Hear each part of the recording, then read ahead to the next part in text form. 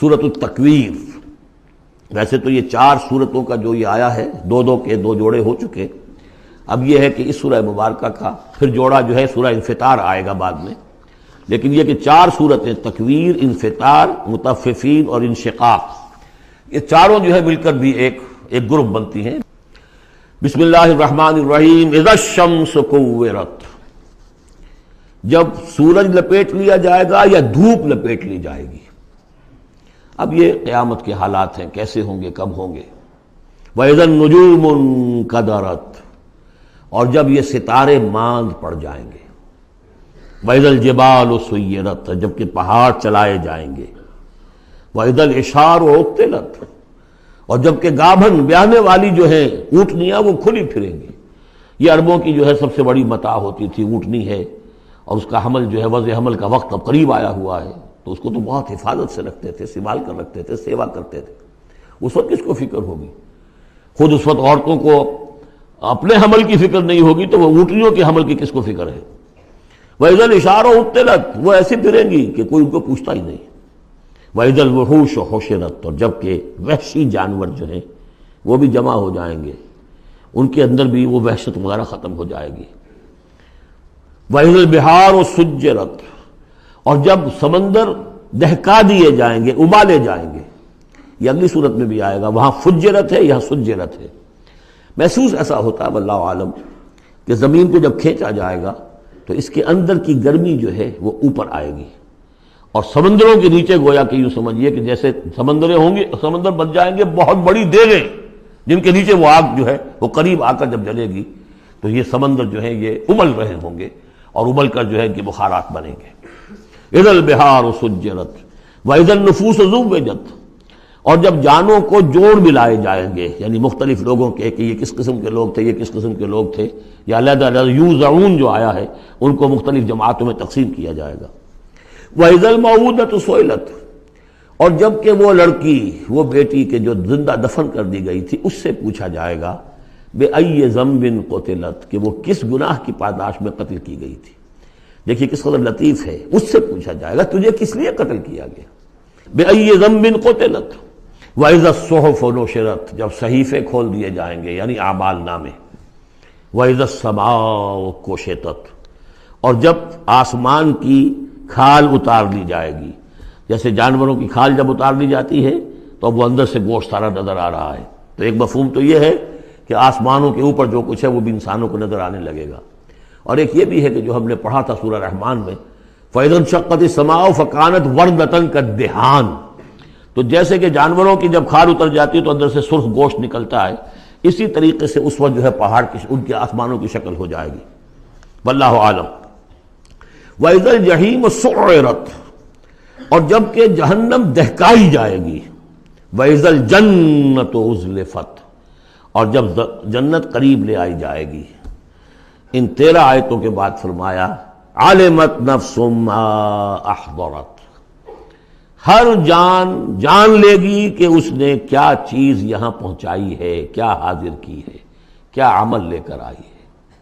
اس وقت سب کے سامنے اپنا کچا چٹھا آ جائے.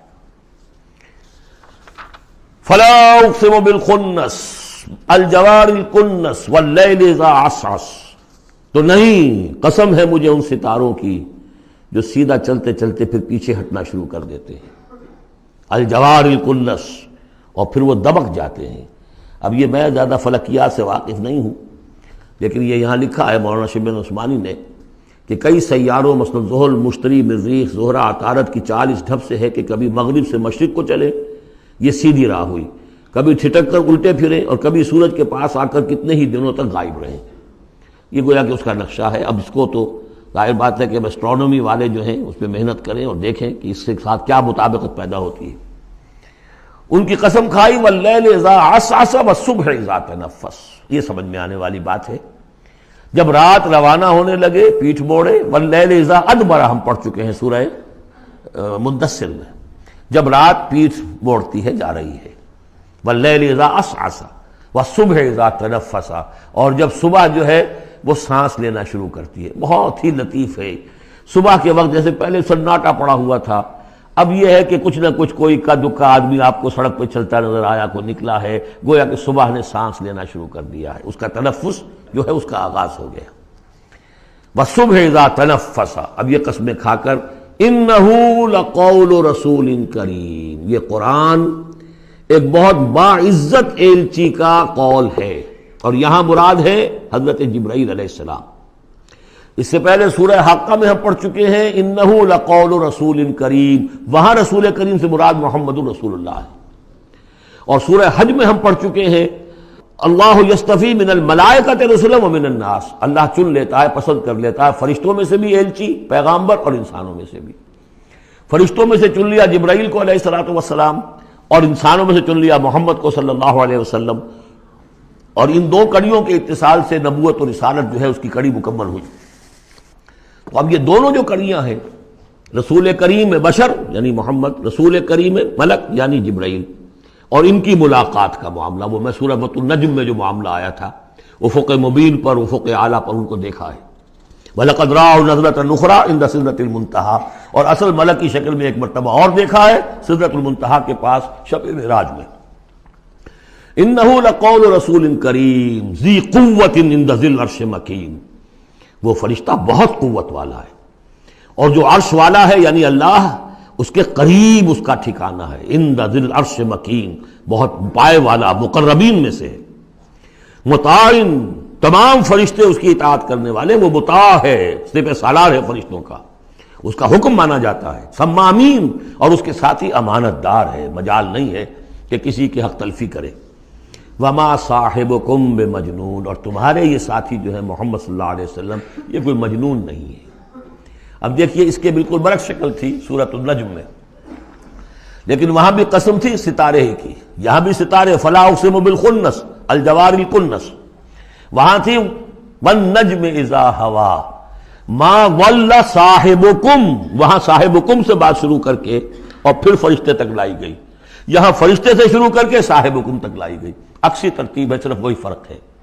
ما ضل صاحبکم وما غوا وما ينطق عن الهوى ان هو الا وحی یوحى علمہ شدید القویٰ، وہاں شدید القویٰ حضرت جبرائیل کو کہا تھا، یہاں بھی ذی قوت عند ذی العرش مکین۔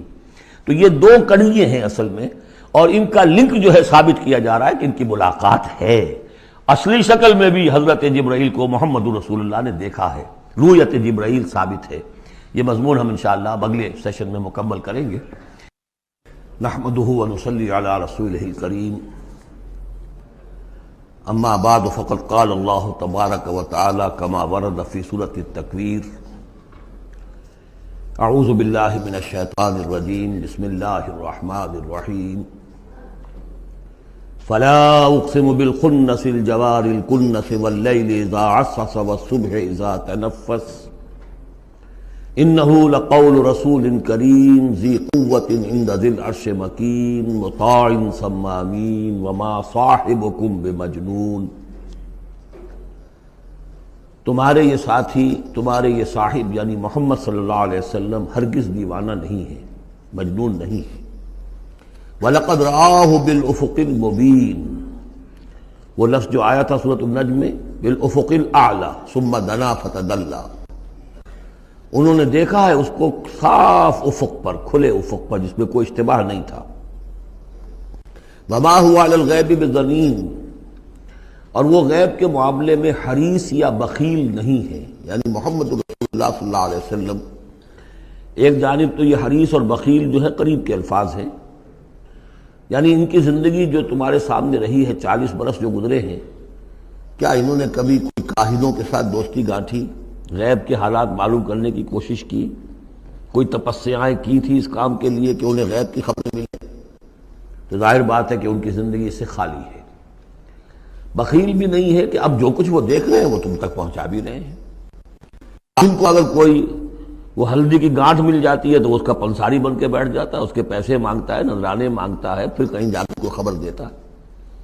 ہمارا یہ نبی ہے کہ جو بھی اسے غیب سے معلوم ہو رہا ہے، جو کچھ وہ دیکھ رہا ہے، سب عالم غیب ہے، فرشتہ عالم غیب میں سے ہے، اس کا مشاہدہ ہوا ہے، وہ ساری چیزیں تم کو بتا رہا ہے۔ تو وہ غیب کے معاملے میں جو علم بھی اللہ تعالیٰ کی طرف سے انہیں دیا جا رہا ہے، اس کو تم تک پہنچانے میں بخل سے کام نہیں لیتے۔